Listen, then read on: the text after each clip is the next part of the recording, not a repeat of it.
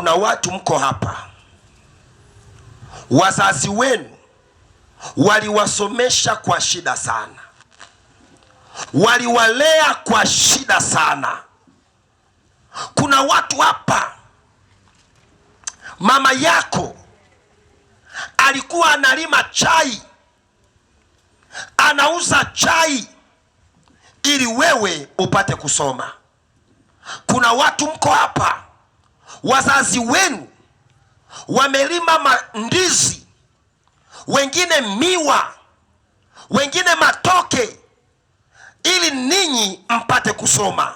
Moyo wa mzazi ulikuwa kwa mtoto, hiyo ni alfa. Leo mama yako amechoka, amefikia omega ya maisha, anatamani moyo wa mtoto uje kwa mzazi. Lakini leo kuna vijana na wasichana wanatumia pesa kula na marafiki zao, wanasahau wazazi wao. Wanasahau wazazi wao. Kuna vijana, Daktari Nyakundi, mzazi akimwambia mwanangu acha hii, anasema baba umepitwa na wakati.